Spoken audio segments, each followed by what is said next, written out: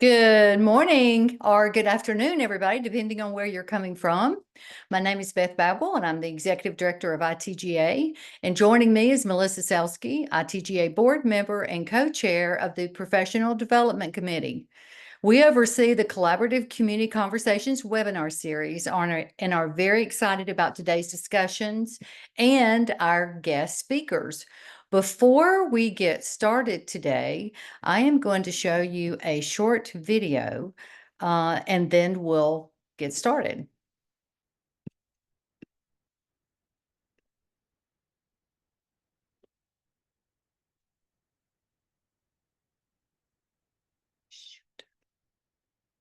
The International Town Gown Association wants to help your campus and community achieve their goals and grow your professional network. Benefit of being a member is the community of practice that surrounds you. It's the support of like-minded individuals that are very often feeling that they're working in a siloed position within their institution, that it's difficult to reach out to other colleagues for support. And that's where the ITGA steps in. The power of universities and communities working together, I'm passionate about it. And I believe that it just benefits every community that has a higher education institution. I'm always reaching out to other people and working with other people to make things better in our communities. And so I think with ITGA, I have the chance to meet people internationally who are doing innovative work, who maybe have dealt with the same thing in their own community. And it makes my path to working easier. I was looking for that bridge, that connector, and I found ITGA and found out what they did and read up on it. And I said, this is the ideal organization to really bridge that gap so that we could strengthen our relationship and our connection between the two. Coming here and meeting people who have tried new and different things and are willing to share their ups and downs helps me to be better professionally in my role at the University of Georgia. What do universities bring? What do college towns bring? And how do we work together to address the concerns and find the opportunities? That's something that I think this organization does uniquely well. These are my people, if you will. I don't have to explain anything. They get it. They know what the challenges are and they know what the potential and opportunities are.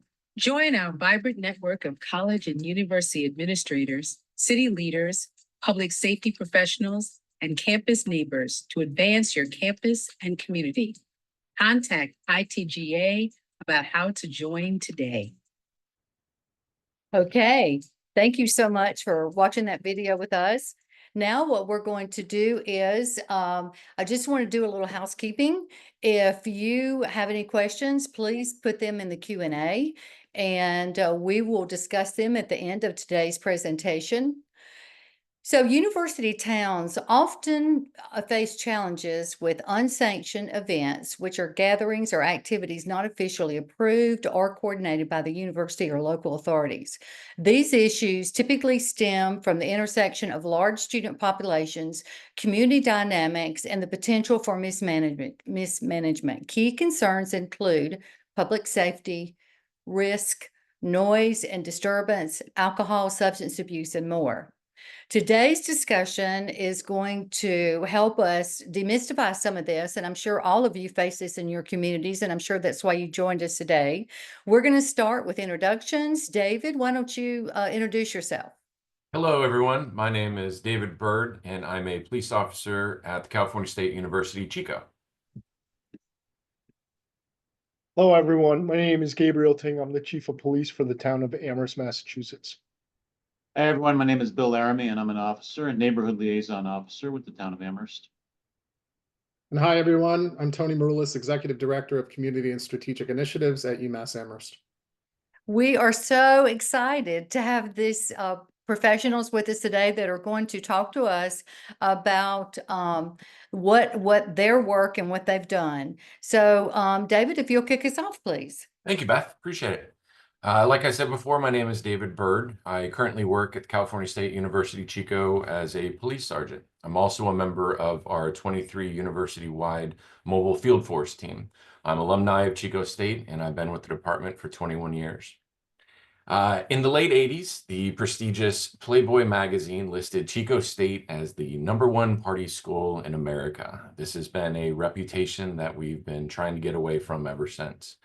We are a rural city with 100,000 residents, but we have a student population of around 10,000, and many live within 1 mile of our campus. Geographically, we're a large city, but there is a heavy concentration of 18 to 22-year-olds living in a very condensed area around the campus, and that can lead to some large crowds during certain times of the year. Specifically, our students will party around Halloween. We can get an influx of a couple thousand extra outsiders during this busy weekend. All right, Beth, next slide. Our city is set up in a grid pattern with blocks and streets, and that's great for vehicle traffic, but not for pedestrian traffic. We are the city of trees. We like our trees, but they can cast shadows and block the street lights and leaving large areas of our walkways to be very dark. This can pose a problem when thousands of people are crossing this grid system and vehicles are traveling along the same roadways. Next slide, Beth. A few years ago, the city of Chico decided to acknowledge the large gathering and celebration of Halloween. We rented large portable lights. We put them up along 2 corridors that we had blocked off to vehicle traffic. We rented portable toilets to prevent urination in public. Essentially, we gave these large groups an area to congregate. Officers were posted at the intersections to keep an eye on the pedestrians and to keep the vehicle traffic stopped. This required a lot of money. It required a lot of planning, and there were a lot of police officers needed to maintain this. The result was frustrating to the residents who lived along this corridor, as there were plenty of property damage done to their houses. The neighbors woke up to find trash and passed out college students in their front yards. And this was also during a time that we were conducting reactive law enforcement. If we saw something, we responded to it quickly, but we were not being proactive. The emphasis was not to make numerous arrests, but to allow the celebration to happen in a safe manner. We still had a large number of fights, medical aids for over-intoxication, and a large number of arrests were still made. We inundated our transport system to get our arrestees to our jail, and we heavily impacted our hospital staff with intoxicated students. Beth, next slide. This resulted in a different approach a few years later. The city of Chico decided to shut down the celebration altogether. We met with our district attorney's office, and they agreed to prosecute all public intoxication arrests, which does not normally happen in Chico due to the high volume of caseloads the DA would receive. So this was a special agreement for this one weekend. We provided no extra lighting or toilets, and every police officer in the area worked overtime. We even rented large roadway construction signs along Highway 99 and Interstate 5 that said heavy vehicle traffic into Chico, 3-hour wait from here, turn around. We were bluffing people, just trying to stop them from even coming into the city. Our mobile field force team from the CSU system was called in and placed on patrol with local officers, and they were ready to be called in for any large, unruly gatherings of people that needed to be moved. Beth, next slide. The city enacted a new city ordinance banning all glass in a 10-block radius for this weekend. This is the concentration of where most of our students live. You couldn't even walk down the street with a glass bottle. The glass bottles were being thrown at the officers in years past, so we tried to prevent that from even happening by taking away the bottles even before they became a problem. Our hospital was staffed up, as well as our ambulance teams. We rented large transport buses and loaded the arrestees into these large buses to be dropped off at the jail. This resulted in mass arrests. All right, Beth, you can jump to that next slide. This was just me on one night with 9 arrests for public intoxication. You have to think this was just me. We had numerous other officers making the same number or more arrests in the same night. These were taken back when we used to use Polaroids for booking photos, so I'm sure I just dated myself there. So what worked? COVID did. All right, Beth, next slide. COVID shut down the party scene, and it's only just now began to pick back up for us. We're beginning to see the parties return. This year was a test to see how our future looks. Halloween this year was on a Thursday, so the students didn't know which weekend to party. Do we party before Halloween, or do we party the weekend after in the month of November? 2025's Halloween will be on a Friday, so we are starting the planning already. Having a plan in place is key, and that is really what needs to be done to handle these large gatherings. You have to involve your community prior to the event if you can help it. We now work with the Downtown Business Association. Our Greek life representatives work with us and are involved in the planning, helping us prepare for the large number of potential people. We get buy-in from the students. Some do not drink, and they want social events that involve a movie night or a concert that's not associated with alcohol during that Halloween weekend. You have to find alternatives for those students who also don't want to party, someplace for them to go. We work with our student conduct at Chico State and bring them in to provide resources. They're expected to complete their own investigation into the students' conduct during large gatherings, which sometimes can be more powerful than arrest. If the student knows that their academic career is on the line when they misbehave, they may think twice about some of their actions during these events. I would rather plan for a large event and have everyone working and nothing actually happens than to not have a plan and a large event occurs in front of us. Including student conduct, the DA's office, outside law enforcement agencies, our hospital staff, anyone that can be impacted in these large-scale events need to be included in the planning stages. These are the resources you may not be aware of in your community that they actually want to help you. By reaching out, asking for input, you will find solutions to solving your large-scale events in your community. Just even attending this webinar right here, hopefully you get some good ideas. It's not just a law enforcement problem, so when you include all of those who may be impacted, you'll find cooperation and cohesion within your community. Thank you guys all for listening to me. We'll be taking questions at the end of the presentations. If you have anything you'd like to ask me, do it then. And I can be reached via email if you have any other questions later on. Thank you.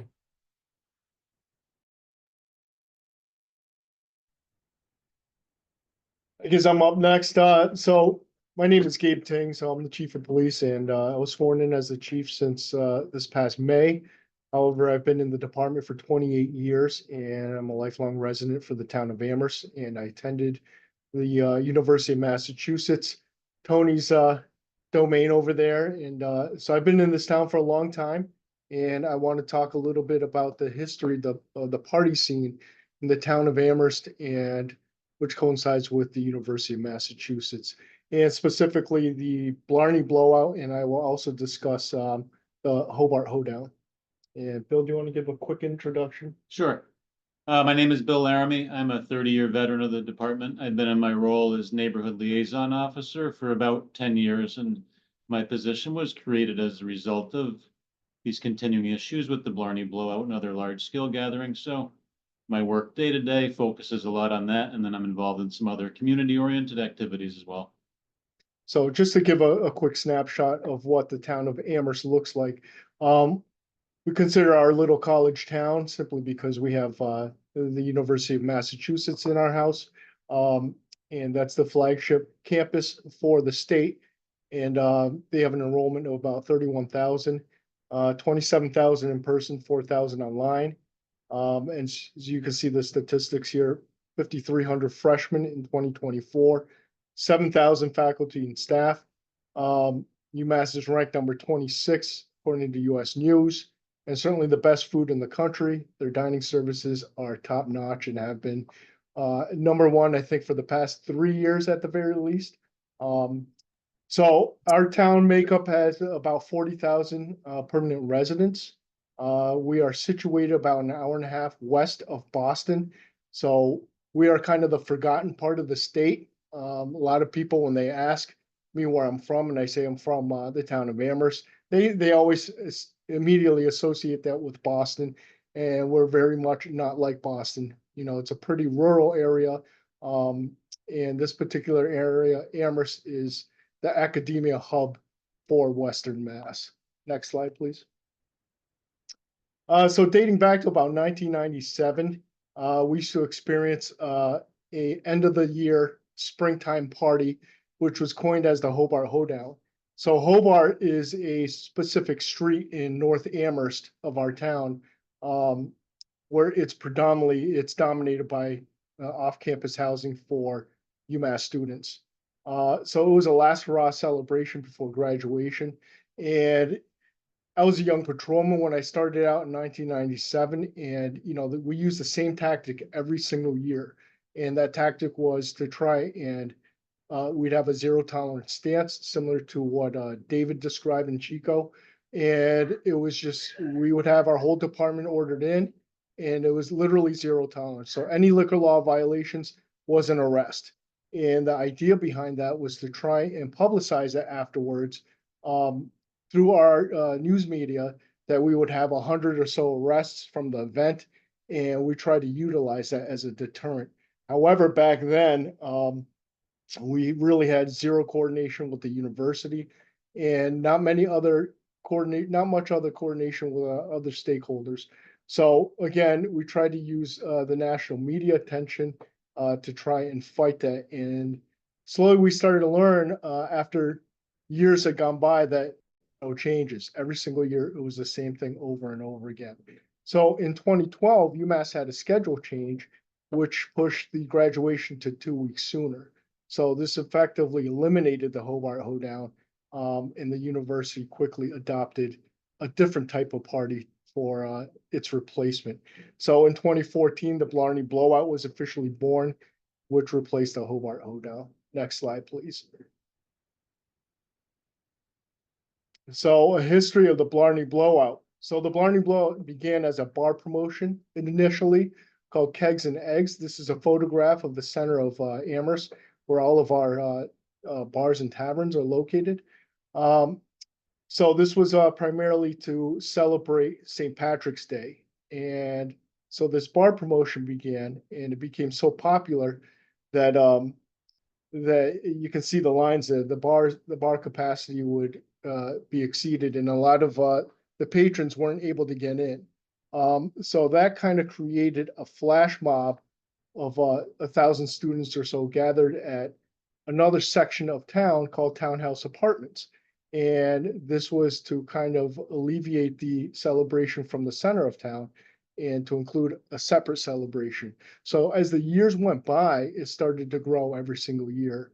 And then it got so large in 2014, kind of took us by surprise. There's so many kids that had arrived, and it also became a destination event. That again, we deployed a zero tolerance stance, and it was almost as if there was a huge resistance from that. And it turned into a riotous event. Because of the publicity, it really became a politically charged event, especially involving the university. It put a major stain on the university's name.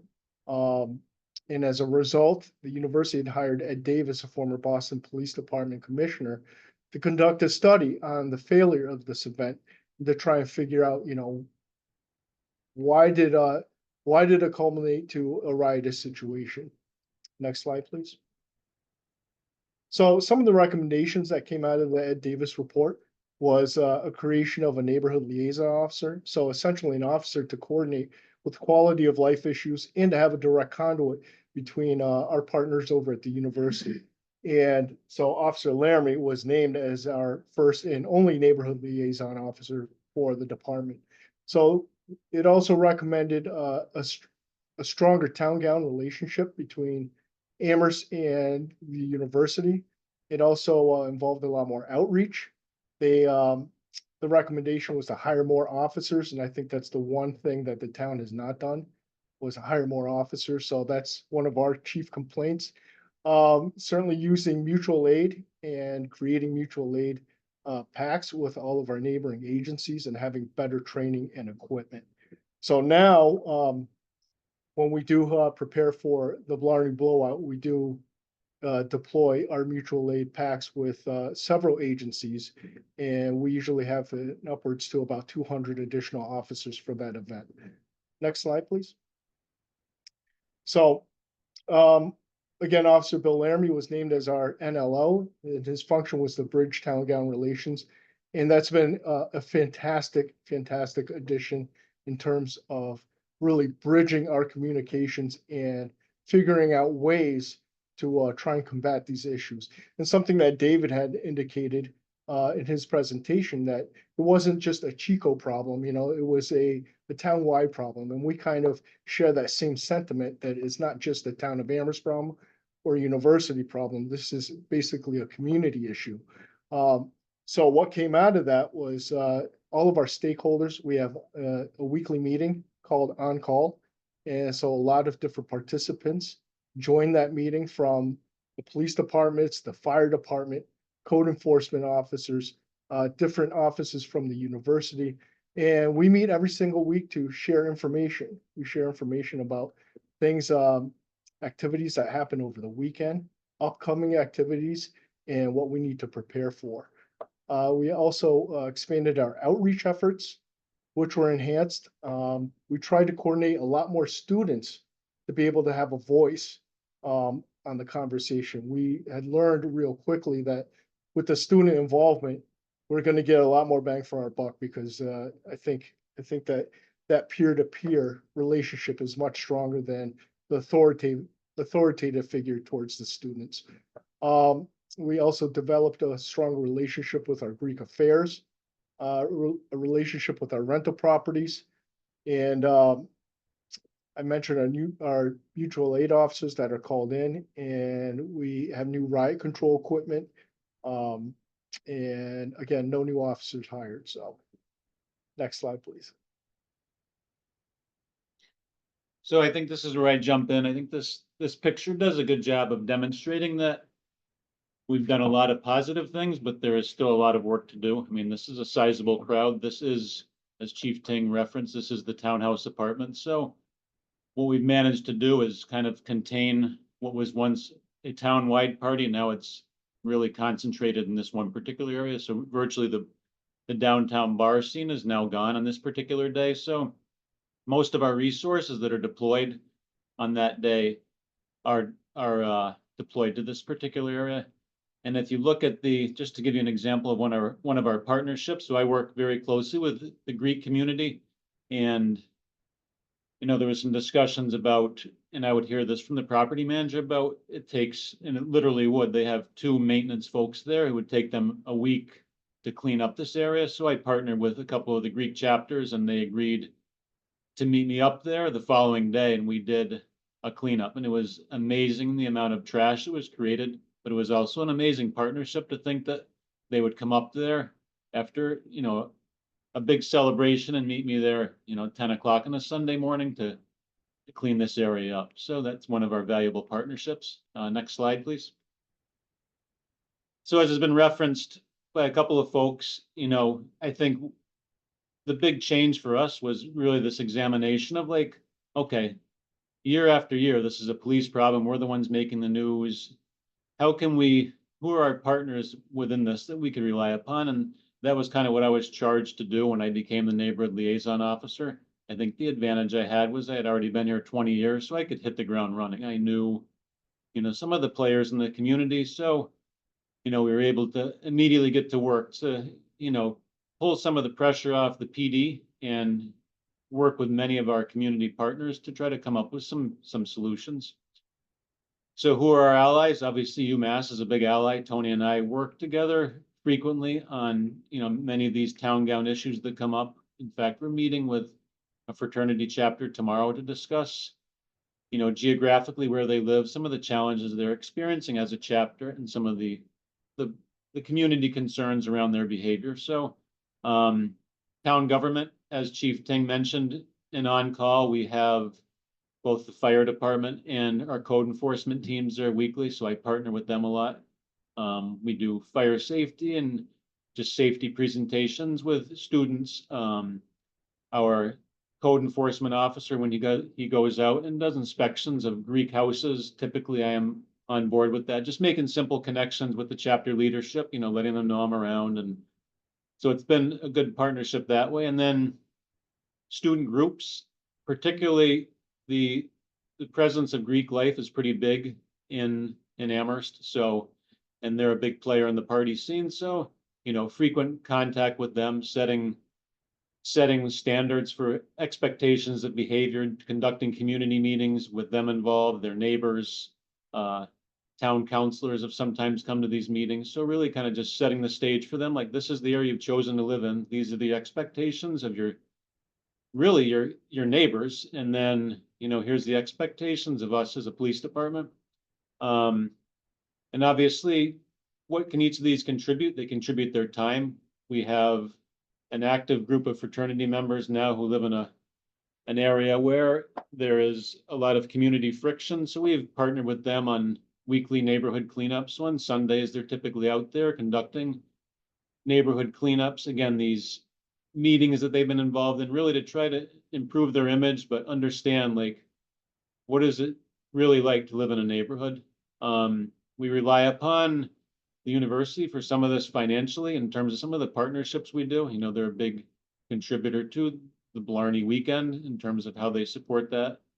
And then personnel resources, so tapping into both folks at the university, but also in town. There's a lot of collective experience, you know, life experience, people in their specific roles, and then, you know, just tapping into the stuff that could highlight particular problems and how can we work on solutions together. Next slide, please.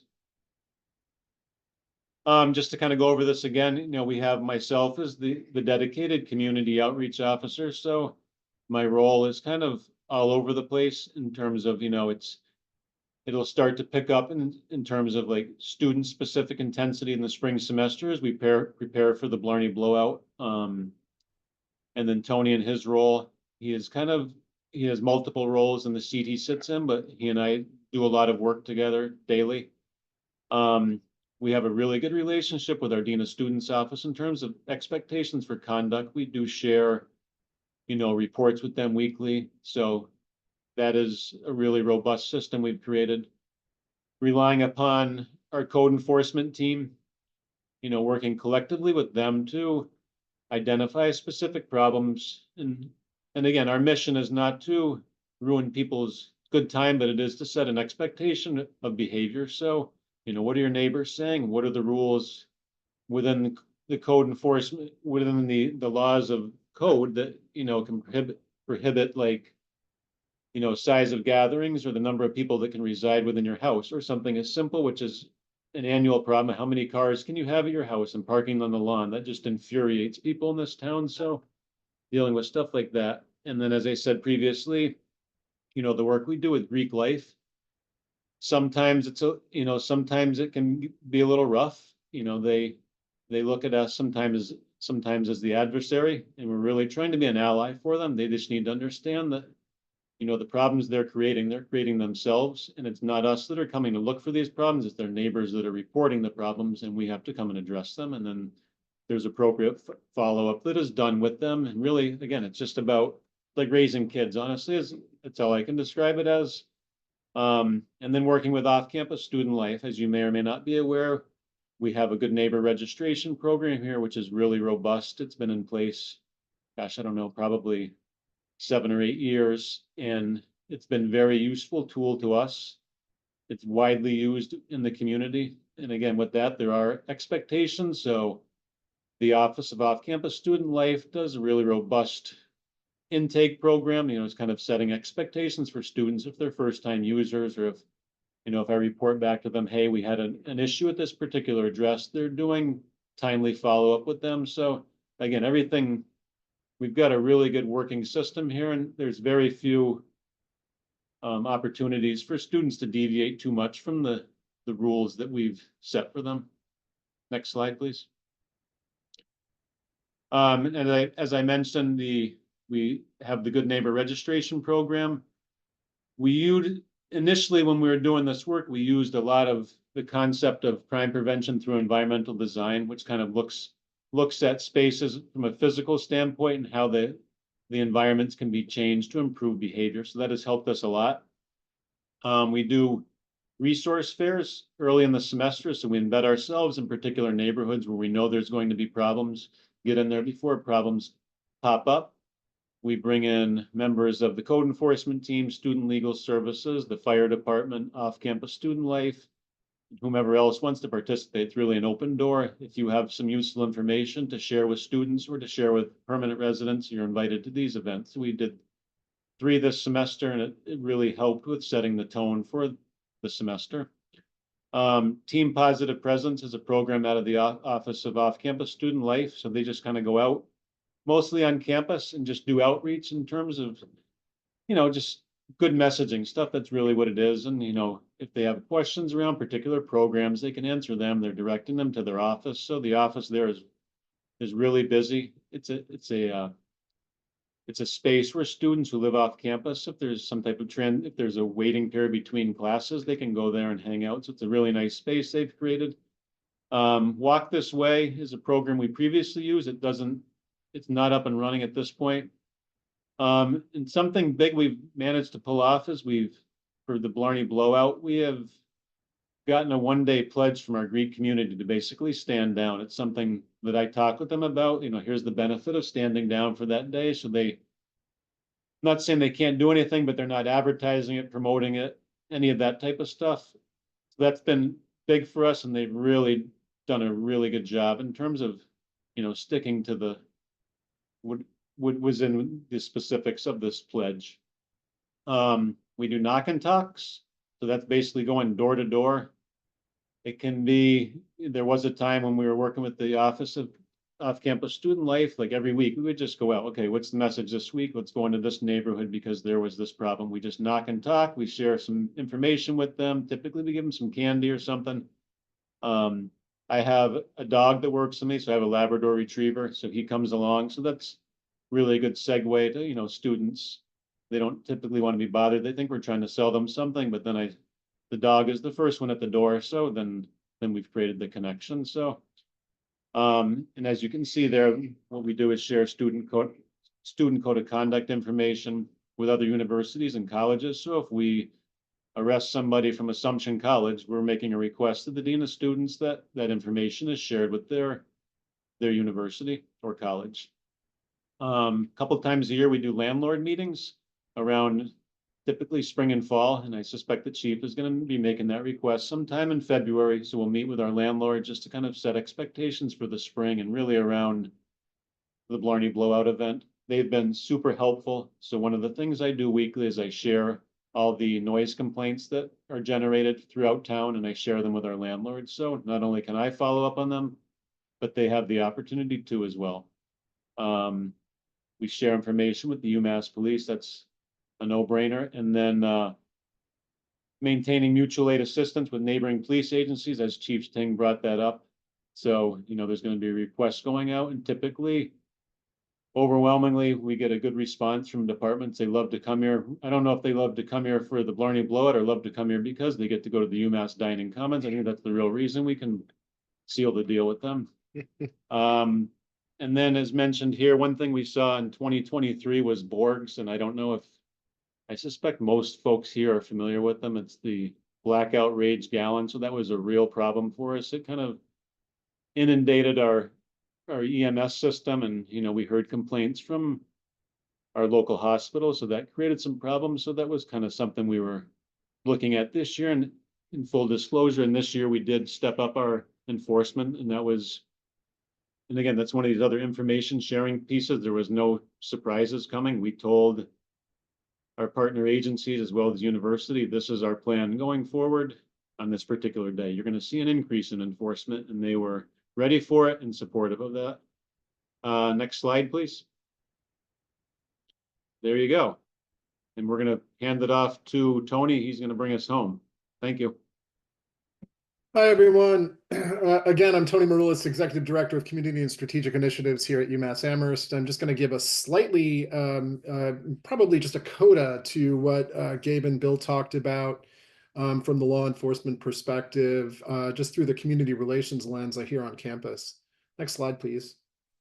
So for those of you who work in community relations, and I know that there are many on this call, what we do, we manage the town-gown relationship here on campus. We work closely on municipal policy with both of our host communities of Amherst and Hadley, but particularly in Amherst. We maintain and negotiate municipal agreements with them. And then we also work on things like neighborhood outreach and neighborhood relations, local communications, everything from working with the media in coordination with our news office, and then also through newsletters and other means of communication, such as public meetings. And then we work very closely with public safety, with town hall, with business organizations and other nonprofits on strategy and problem solving within our community. And that could be everything from issues around quality of life to bringing more business into town. So that's just an overview of part of our portfolio here in this office. Next slide, please. So my personal history with this event is really interesting. So I used to run the Amherst Area Chamber of Commerce for 6 years from 2018, from 2008 to 2014. In 2013, when the first Blarney event happened off campus and went from kegs and eggs to the townhouse apartments, as Gabe was talking about before, I was a real loud critic as part of my role with the Campus and Community Coalition, which is another longstanding partnership that we have here between the town and UMass. That critique, I thought it would, disqualify me from ever having employment here on campus, but I was recruited and brought in as Director of Community Relations in 2014, with my first day as March 3rd, 2014, which right at that point, we were in planning for what would become a major national event for us here in town. The Gabe showed some of the images from before and talked about this, but the university suffered major reputational damage from that event.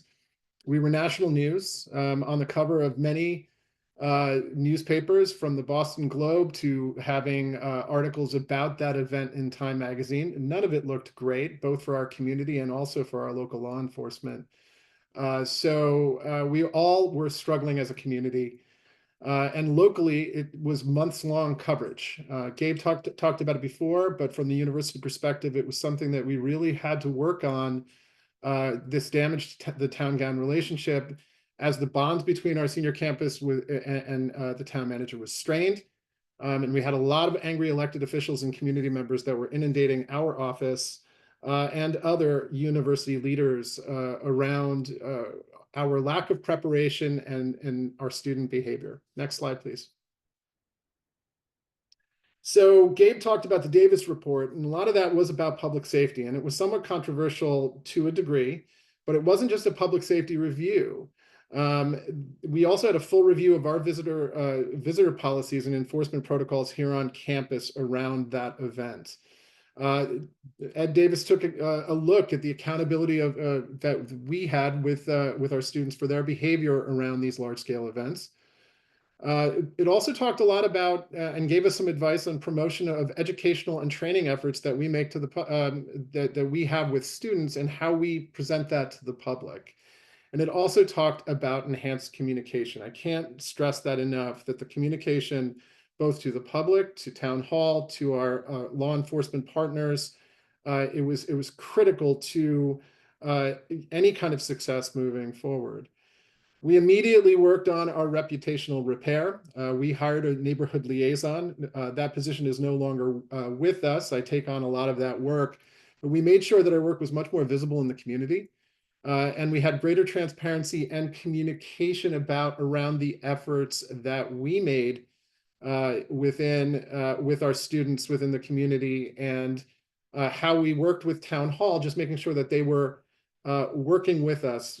Gabe and Bill both talked about the number of different initiatives that were put into place, things like our on-call meetings, greater connection and work with our Dean of Students office. All of that work has continued through today.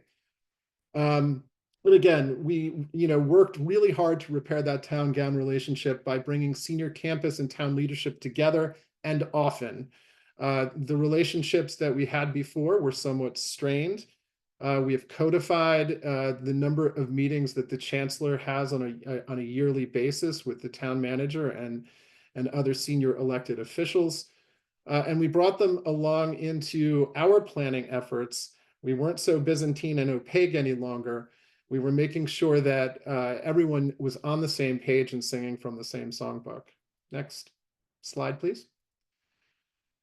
So there are ongoing efforts that we do around these large-scale events. By the way, we don't call the events in March here on campus Blarney. We call them the first weekend in March. We get teased about that, but that's one of the things so we refer to it euphemistically and try to keep away from that unofficial title of this event, but it's probably much more official than we want it to be. But we do, attempt to do different things on that day to discourage students from participating in that event and participate in alternative programming like concerts. For many years, we had concerts with national acts that were coming here on campus. They weren't as well attended as we liked, and by 2019, we stopped the concerts, but we tried different things like comedy shows and student performances, some of which were really well attended. And last year, we planned several trips that took students who were interested in alternative programming to things like Broadway shows or to ski outings. We really also looked at our visitor policy and made some changes. We limited guests starting back in 2015 on all high intensity weekends, including things like Halloween, and around, potentially around football games, although here we don't really have big football games that make a difference in terms of attendance. I'm looking at my friends over in the Amherst police box to see the smile there. But we also instituted things like parking restrictions and made sure that we were monitoring the parking lots to see if we had more guests on campus than we expected. Even though sometimes those lots are restricted, people tried to sneak on, but they were monitored much more closely. We also monitored dining halls for spikes in numbers at different times. If we saw greater numbers than normal, that would somewhat indicate to us that we had people coming from out of town. Just like David was talking before in Chico, we see now that Blarney has become part of an unfortunate tradition here. We do see thousands of people coming from out of town to Amherst on that weekend to take part in what's going on. And then one of the things that we do and we continue to do are meetings, and that is with senior leadership in both the town and at the university.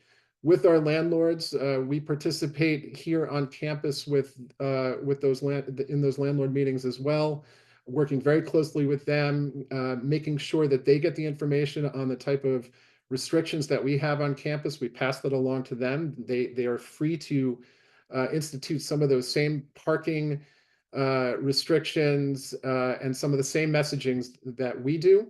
We work closely with students, as Bill was mentioning before, getting out there to from knock and talks to student meetings one-on-one and in groups.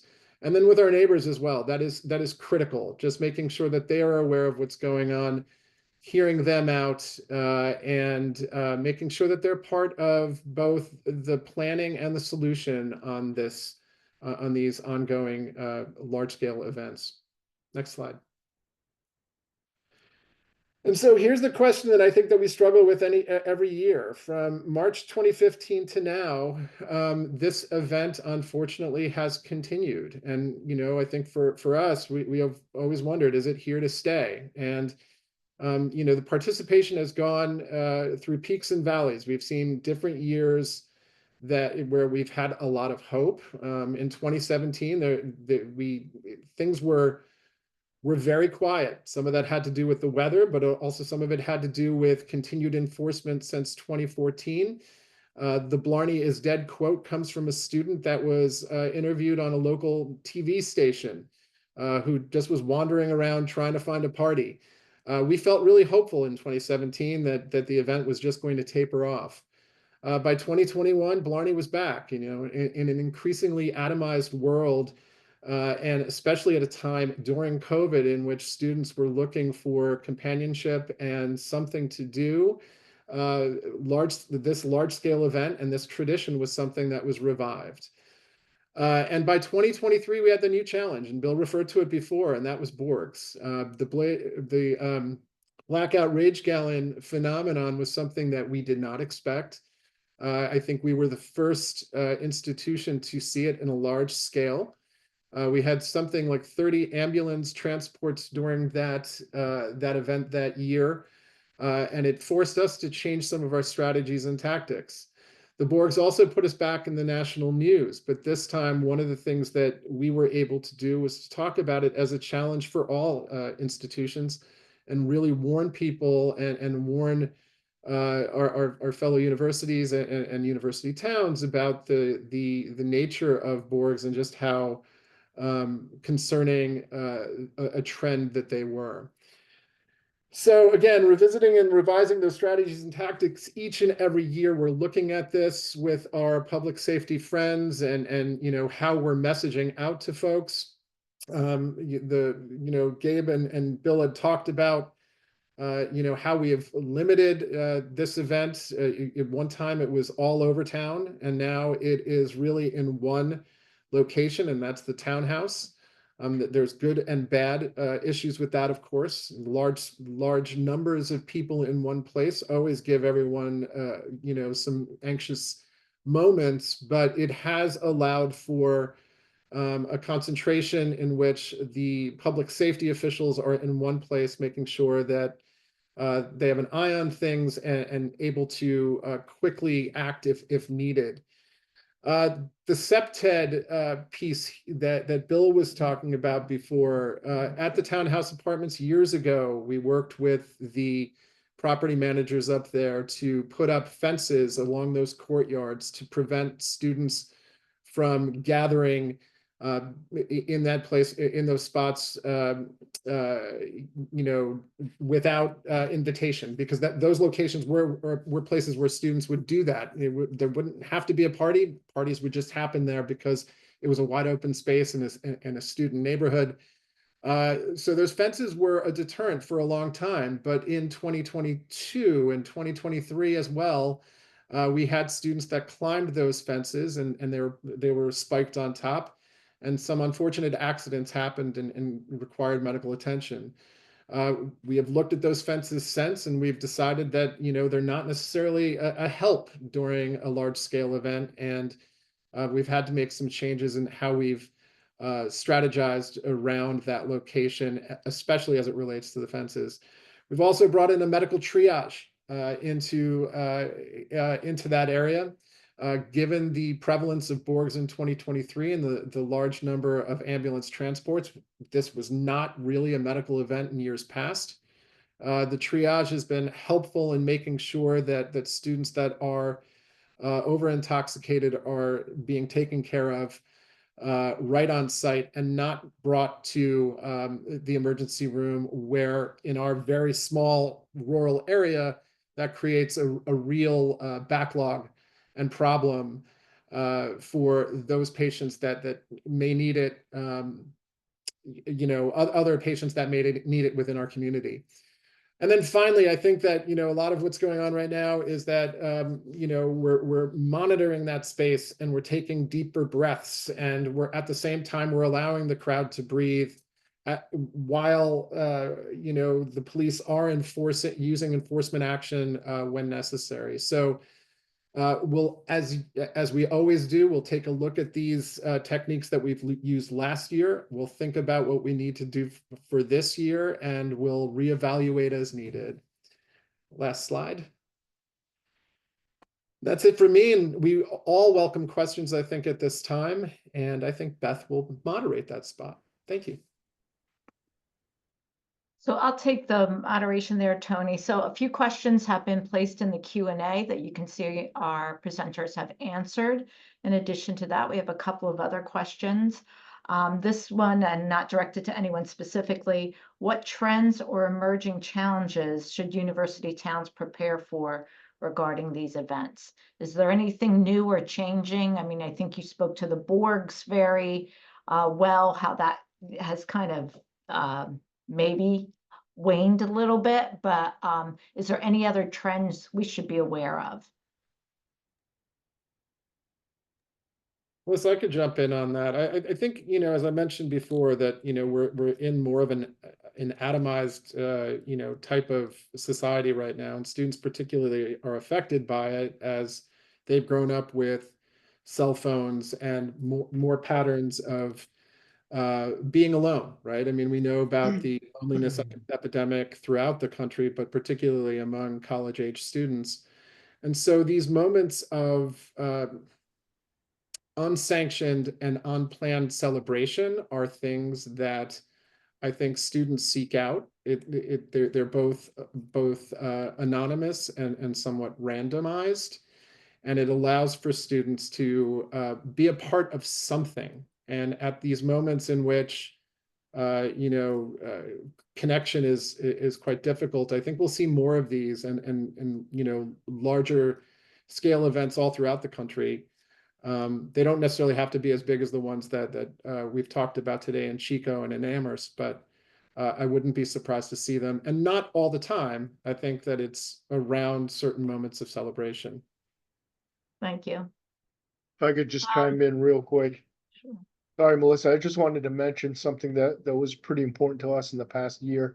Was that the Blarney Blowout situation turned from an enforcement event and more to a medical event the past year, certainly with the Borgs. In that particular year, we had chosen to kind of be a lot more hands-off in terms of enforcement. So I think we had maybe one arrest that whole day. And so it was very successful, but from the medical standpoint, that kind of backfired. So one thing that we didn't include in that year was our local hospital in terms of the participation. So they were overwhelmed and they were frankly pretty upset about it. So now we've included them in. Glad to see in David's presentation that they include the hospitals as well. So that's a pretty important piece. So the following year, which was last year, we ramped up our enforcement to try and mitigate that situation. So I just want to throw that in there. That's great. David, do you have anything you want to add there? I saw you shaking your head. They were all great answers. The hospital in Chico is very, very small. And when you get 4 students in there, they're done. They're maxed out. So ambulance movement. I'm glad Chico State has not found out about these boards. I'm not going to share any of that information with my college students. There was another question in there that was asked about, I answered it about security in the campus community. A lot of these talks right now here, the students are the problem, but we also got to remember their students are victims of a lot of crimes as well. So there's a rape aggression defense course that I put in the question and answer period there. It was a free course that we put on. It's self-defense, but it talks about putting dowels in your windows. It talks about keeping your eyes up, being aware of your surroundings, and then also your vehicle, a lot of safety at home. Please look into that. RAD, Rape Aggression Defense Systems. I highly recommend that program. Thank you. I just had one more little bit of feedback on trends that we're seeing. One thing that we've seen a lot in this fall semester is outdoor gatherings. So we've done such a good job. Our fire department, our code enforcement teams have done such a good job in educating students around like size of gatherings within their dwellings. And a lot of our infrastructure here in Amherst is old single family houses, but you have fraternity chapters and they're using them. They're bringing 200-300 people in the houses and they can't physically support that. So the students have come up with the idea, but why don't we take our outdoor space and we'll use like cinder blocks and we'll use tarp and we'll physically separate ourselves from being seen, but they don't factor in that they can be heard. So it's created a lot of tension around noise and the impact that it has on neighbors around transient noise. So still trying to get a grasp on that, because there's no definition around what a physical space looks like for a code enforcement officer outside as compared to inside. So we're working through that. It's a good point. We're seeing that here as well. Real quickly, I think we have time for one more quick question. Do you see the role of technology, social media, crowd management tools, any online tools, anything you're using that might be helpful to the group? Or not? Yeah. I can mention, one tactic that we use before every Blarney is we monitor social media. So a lot of the Blarney promotion is through a particular Instagram page called Zoomass. And that used to be, I guess partnered, I would say, was Barstool Sports. Well, Barstool Sports was a huge promoter, and and that has lended to what Tony was talking about. That it's kind of an event that these college kids want to be able to say, "Hey, I was there, I experienced it." I mean, a lot of times they literally show up, take a few photos, have a cute couple of drinks, and then they're gone. So social media plays a huge role and we utilize it to try and gather information, but we're always one step behind. We've learned that college kids find other mediums to communicate that's kind of off the grid. So unfortunately, they're well advanced. One social media site we used to use a lot in UMass is Yik Yak. So they communicate a lot through that. Interesting, thank you. Beth, you wanna wrap things up? Sure. I have taken copious notes because this has been such an interesting conversation. I like, the main thing that I heard is that you have to be proactive and not reactive. And I like the fact that David said it's not just a law enforcement problem, which was evident today, that it contains, I like someone mentioned that you hold the students accountable at the university. I think maybe Tony, I don't know if you mentioned that or who mentioned that, but it's huge when the students have accountability, not just to the city, but to the university. And the fact that there's open communication and the lab retriever bill, I've heard so many good stories about that. I know that that is such a wonderful opportunity to interface with the students. And all of you had examples of national platforms and your reputational damage. And I love the fact that you work so hard to build those coalitions and to look for solutions. So we appreciate you sharing that with us today. And we have 4 minutes left. So I'd like to give each of you 1 minute to say what would be the advice that you would, the single takeaway that you would give to the audience today, starting with you, David. It's got to be meeting with the students. You're going to find leaders amongst your students, usually good students. And you've really got it for us as adults, 40 years old, to tell kids, hey, you need to be safe. You don't need to drink alcohol or something. It's not going to play well for the students. They're not going to, that's their parents talking to them. So if you find other students willing to step up and be leaders and to share that same voice that you have, the students will respond better, I think, to hearing the same age group and the relationship with those students. They'll respond better to those answers. Tony? To me, it's always about communication. And I think that the level of communication that we have here between town of Amherst officials and UMass is probably at its best that it's ever been. And it's been an ongoing process in which we have worked really hard at our relationship. I can't remember who it is, but it's through ITGA where we talk about the town-gown relationship being like a marriage, and it really is, and you have to work on it. Sometimes we'll disagree about both tactics and how things are handled, but in the end we still have to get together. We all live in the same community. We all have the same concerns about making it safe for our students and for our community, and so that communication is so key. Thank you. All right, Chief. For me, it's inclusion. I've often heard from the student voice that they don't feel like they belong in the community, that they're outsiders, but they're here for 9 months out of the year. So I really enjoy that piece to try and include them into the conversation and have them be a part of the solution and not just always being the people that we point the finger at as being the problem. So that's something that I think we have grown extremely well within our institution and the university. Okay, Officer Bill. I would say the work just has to be ongoing all the time. You have to hold students accountable when they need to be held accountable. You got to counsel them when they need counsel. You got to guide them. And then, when you have these big events, it makes the requests easier because you've built up some level of trust and the lines of communication. And so again, it's ongoing. It's not one day, it's really all the time. We've got to be aligned to do this work, and we do it pretty well here. You certainly do. This has been a wonderful presentation. I've learned so much.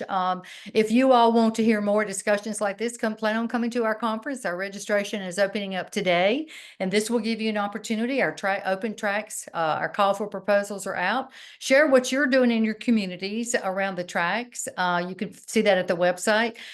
Sergeant David Byrd, Chief of Police Gabe Ting, Officer Bill Laramie, and Tony Morales. We are so delighted that you had joined us today. Thank you so very much. All right, we'll see you all soon. Thank you, everyone. Thank you. All righty, bye.